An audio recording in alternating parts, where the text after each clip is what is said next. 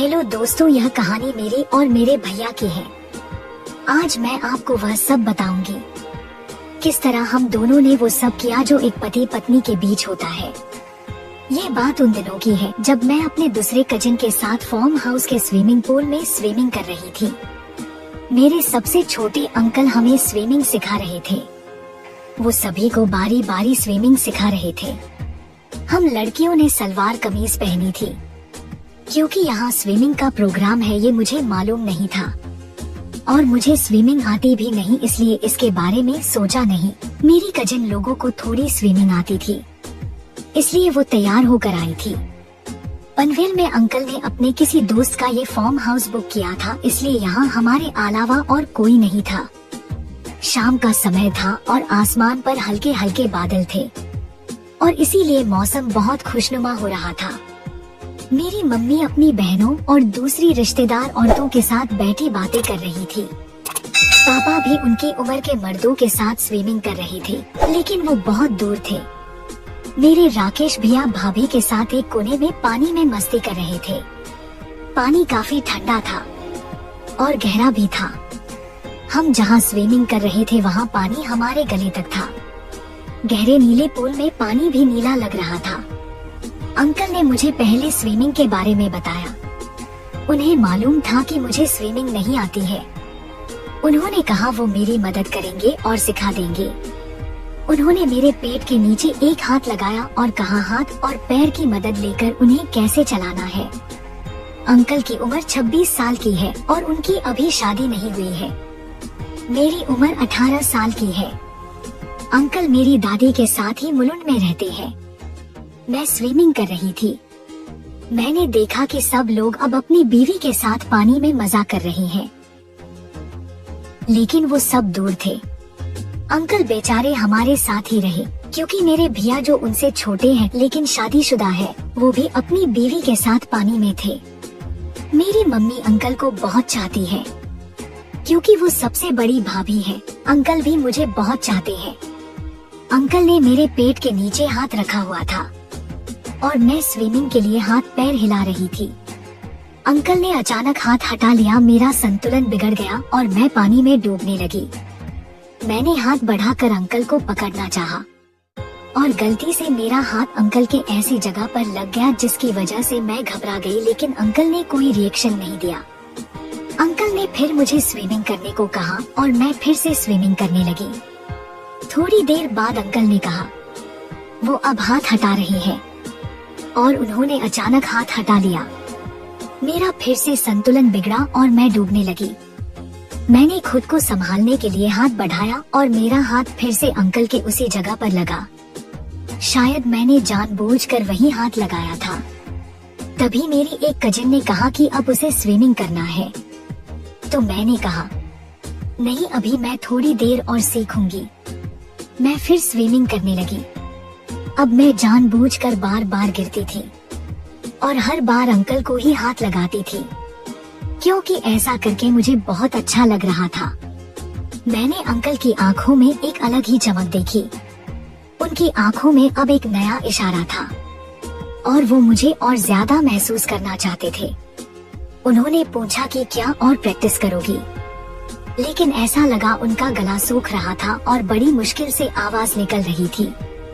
अभी मैं जवाब देने ही वाली थी कि पापा और भैया ने आवाज दी और कहा चलो लड़कियों, अब रात होने वाली है। मैं तो ये सुनकर मायूस हो गई, लेकिन मजबूरी में जाना ही पड़ा। लेकिन अंकल ने कहा वो थोड़ी देर बाद आएंगे। मैं समझ गई कि वो बाहर क्यों नहीं निकल सकते, क्योंकि पानी में मैंने कुछ महसूस किया था। वो थोड़ा नॉर्मल होने के बाद ही बाहर आएंगे। हम लोग फार्म हाउस के हॉल में आ गए। थोड़ी देर बाद अंकल भी आ गए, लेकिन वो बहुत चुप चुप थे और भाभी खाना लगा रही थी। मैं बार बार अंकल की तरफ देख रही थी, वो भी मेरी ही तरफ देख रहे थे। मेरे अंदर कुछ और ही चल रहा था। कुछ देर के बाद सब लोग खाना खा रहे थे। मुझे खाना अच्छा नहीं लग रहा था, क्योंकि मेरा मन कुछ और खाना चाहता था। दूसरी तरफ अंकल भी एकदम चुप चुप थे। शायद वो भी वही सोच रहे होंगे जो मैं सोच रही थी। मेरी कजिन मुझसे बातें कर रही थी, लेकिन मुझे उसकी बातों में कोई दिलचस्पी नहीं थी। मैं अपने बारे में सोच रही थी। तभी सबका खाना खत्म हो गया। खाने के बाद सबने काफी का मजा लिया। थोड़ी गपशप की डॉट रात के 11 बज रहे थे। तब पापा ने कहा अब सो जाओ क्योंकि सुबह नाश्ता करके वापस जाना है। हॉल में कारपेट पर ही बेड लगाया सबका। मेरा बेड दीवार के पास खिड़की के नीचे लगाया। मैं वहीं लेट गई। सभी मर्दों के बिस्तर एक साथ लगाए गए और उनके पैरों के तरफ थोड़ी दूरी पर सब औरतों के बेड लगाए गए। मैंने देखा कि अंकल का बेड मेरी खिड़की के बाद एक खिड़की छोड़कर लगाया गया है। उनके बराबर थोड़ा दूर पापा का बेड था। हम सब के लेटने के बाद हॉल की लाइट बंद कर दी गई। मेरे खिड़की से चांदनी की रोशनी अंदर आ रही थी और उस खिड़की के नीचे रात की रानी की खुशबू मुझे और मदहोश कर रही थी। मैं आज शाम के एक एक पल को याद कर रही थी। मैंने सोने की बहुत कोशिश की, लेकिन मुझसे किसी भी करवट लेटा नहीं जा रहा था। मैं सिर्फ करवट बदल रही थी। मुझे अपने ऊपर आश्चर्य हो रहा था। मैं तो बिस्तर पर गिरते ही सोने की आदी हूँ। आज नींद क्यों नहीं आ रही? हाल में अब खर्राटों की आवाज आने लगी। सभी थक गए थे। सब गहरी नींद में थे। मैं अंकल के बारे में सोच रही थी। अब सब कुछ मेरी बर्दाश्त के बाहर हो गया।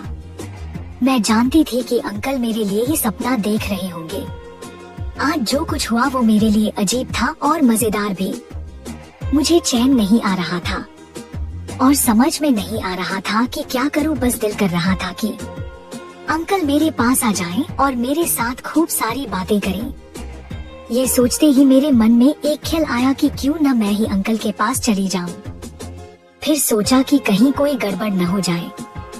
मैंने चारों तरफ देखा, सब गहरी नींद में थे। मैं धीरे से उठकर खड़ी हुई। अंधेरे में कुछ नहीं दिख रहा था। चांदनी भी गायब थी बादलों की वजह से। अंकल जिस खिड़की के पास थे वहाँ पर पर्दा था, इसलिए वहाँ और भी अंधेरा था। उनका बिस्तर मुश्किल से नजर आ रहा था। मैंने अब मन में सोचा कि आज मैंने बात नहीं की तो फिर ये मौका शायद कब मिले कुछ पता नहीं। लेकिन डर भी लग रहा था। लेकिन फिर भी मन को समझा कर मैं आहिस्ता आहिस्ता अंकल के बिस्तर की तरफ बढ़ रही थी।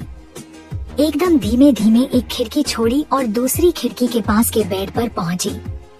मैंने उस बिस्तर को देखा और अंकल के बाजू में लेट गई। अंकल ने चादर ओढ़ रखी थी। वो सो रहे थे। मुझे गुस्सा आया कि मेरे अंदर हलचल पैदा करके कैसे आराम से सो रहे हैं। फिर मैं अंकल को जोर से काटा। उसके बाद मैं भी चादर के अंदर सो गई और हम दोनों एक पति पत्नी की तरह रात बिताई। उसके बाद क्या हुआ दोस्तों, आप समझ ही सकते हैं। काफी अच्छा महसूस करने लगी। मैं इस कदर खो गई कि मुझे यह भी याद नहीं रहा कि यहाँ और भी लोग हैं।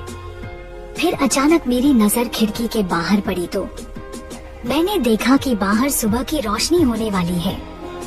मैं धीरे से उठकर अपने बेड पर गई। उठते हुए मुझे महसूस हुआ कि मैं वहाँ तक जा नहीं पाऊंगी क्योंकि मुझे काफी तकलीफ हो रही थी। मैं बहुत हिम्मत करके अपने बिस्तर पर गई और सो गई। जब सुबह खिड़की से धूप की रोशनी मेरे ऊपर पड़ी तो मैं उठकर बैठ गई। अंकल, पापा और दूसरे लोगों के साथ ब्रेकफास्ट की तैयारी कर रहे थे, जबकि भैया सबको जगा रहे थे। सबने अपना सामान बांध लिया। नाश्ते के बाद वापसी का सफर करना था। मैं बाथरूम से बाहर आकर अंकल के बाजू में बैठ गई। अंकल ने पूछा कि रात कैसी गुजरी। मैंने कहा कि जबरदस्त। ये सुनकर सभी मुस्कुराने लगे। भाभी ने पूछा स्विमिंग सीख ली? मैंने कहा बहुत कुछ सीख लिया स्विमिंग के साथ साथ। हम लोग घर पहुंच गए। अंकल हमें छोड़कर अपने घर चले गए। उन्हें जाते हुए देखकर मैंने मुस्कुराते हुए उन्हें शुक्रिया कहा और वो मुस्कुराते हुए चले गए। मैं दिल में सोच रही थी कि मैं अंकल फिर मिलूंगी क्योंकि अब तो कोई मुश्किल ही नहीं थी। मैं अपने कमरे में चली गई। फिर शावर लेकर सो गई। सारी रात जागी थी। मैंने तो फार्म हाउस में अपनी जिंदगी की सबसे हसीन रात गुजारी है। शाम को सोकर उठी और भाभी के कमरे में गई। वो भी अभी सोकर उठी थी। शायद उन्होंने भी भैया के साथ फार्म हाउस में, वो भी वही की जो मैं की थी। वो थकी हुई लग रही थी। भैया शावर ले रहे थे। भाभी ने मुझसे कहा, आशा तुम पिकनिक के बाद कितनी फ्रेश और खिली खिली लग रही हो। मैं सिर्फ मुस्कुरा दी। भाभी ने फार्म हाउस वाला बैग निकाला और सामान निकाल रही थी। इतने में भैया हमेशा की तरह बनियान और शॉर्ट्स पहनकर हाथ में टोवेल लिए हुए आ गए। उन्होंने मुझे देखा और पूछा, पिकनिक कैसी रही? मैंने कहा, भैया बहुत मजा आया। मैं भाभी का हाथ बंटा रही थी। इतने में भाभी ने चीख कर कहा, ये क्या हुआ? मैं भी चौंकी तो देखा कि भैया के कंधे पर दाहिने तरफ नीला निशान पड़ा है। मैंने देखा तो मेरी भी घबरा गई। मैं सोचने लगी कहीं रात को अंकल की जगह भाई तो नहीं थे। भाई भी थोड़े घबरा गए। मैंने करीब जाकर देखा तो वहाँ दांतों के निशान थे और वो साफ नजर आ रहे थे। मुझे अच्छी तरह याद है मैंने अंकल के दाहिनी तरफ बुरी तरह काटा था और भैया भाभी को तसल्ली दे रहे थे कि फार्म हाउस में वो खिड़की के किनारे लेटे हुए थे, इसलिए हो सकता है किसी कीड़े ने रात में काट लिया हो। भाभी कह रही थी कि मैंने कहा था न कि हॉल के बीच में सो जाओ। अंकल को उस तरफ ठंडी लग रही थी, इसलिए मैं पापा के बाजू में लेट गया, क्योंकि अगर पापा को रात में कोई जरूरत हो तो मैं वही पास में हूँ। मैं तो ये सुनकर पसीने पसीने हो गई। हे भगवान, ये क्या हो गया? मैं डर गई। फिर भाभी हल्के से बोली, वो चादर कहाँ है जिस पर रात में सोए थे? भैया ने कहा, उस पर चाय गिर गई थी इसलिए उसे लॉन्ड्री में दिया है, कल मिल जाएगी। भाभी को ये चादर बहुत प्यारी थी। मैं थरथराने लगी और अपने कमरे में चली गई। अब तो कोई शक की गुंजाइश नहीं थी कि रात में अंकल नहीं भैया थे।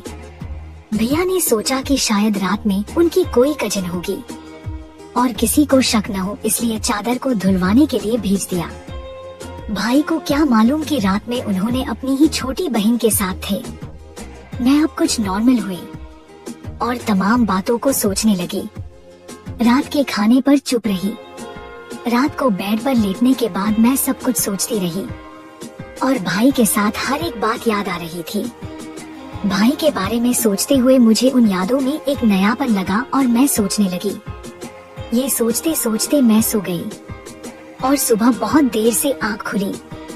मैं कॉलेज भी नहीं गई और सारा दिन सोचती रही। मम्मी और पापा सब ने पूछा और शाम को अंकल भी आए हुआ थे। उन्होंने भी पूछा। मैंने कह दिया कि मैं ठीक हूँ। मैंने कहा मैं थक चुकी हूँ।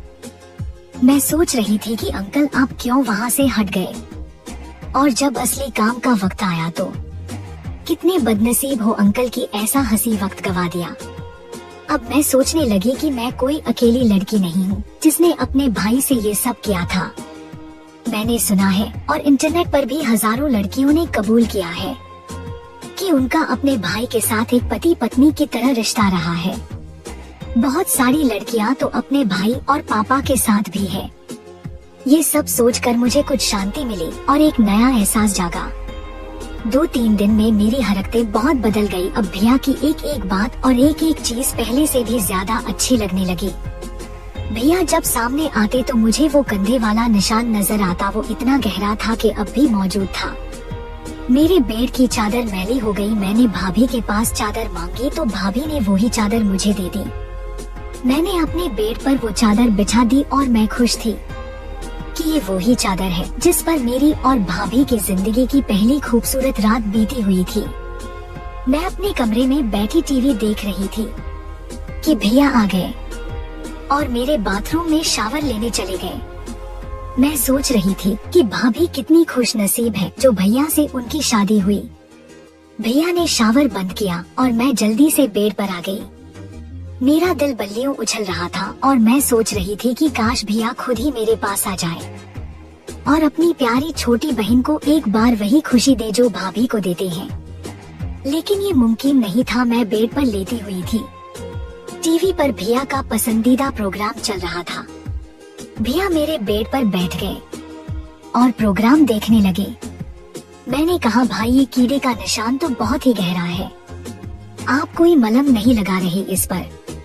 भाई ने कहा कि ये खुद ठीक हो जाएगा। मैंने फिर कहा कि आप भाभी से कहिए कि कम से कम इसे हाथों से सहलाए ताकि ये जल्द ठीक हो जाए। भाई ने कहा ठीक है, आज तो तुम्हारी भाभी मायके गई है, आने के बाद कहूँगा। मैं बेड पर से उठी और खुद ही कहा कि लाइए मैं इसे सहला देती हूँ। मैं भाई के पीछे बैठ गई और सहलाना शुरू किया। भाई टीवी देख रहे थे। मैंने हल्के हल्के अपने दांतों के निशान को सहलाना शुरू किया। अब वो रात फिर मेरे सामने आ गई, जो मैं दर्द की वजह से उनके कंधे पर जोर से काटा था। और अब आगे की कहानी जल्दी ही लेकर आऊंगी। तब तक आप लोग अपने विचार नीचे कमेंट बॉक्स में लिख कर दे सकते हैं। धन्यवाद।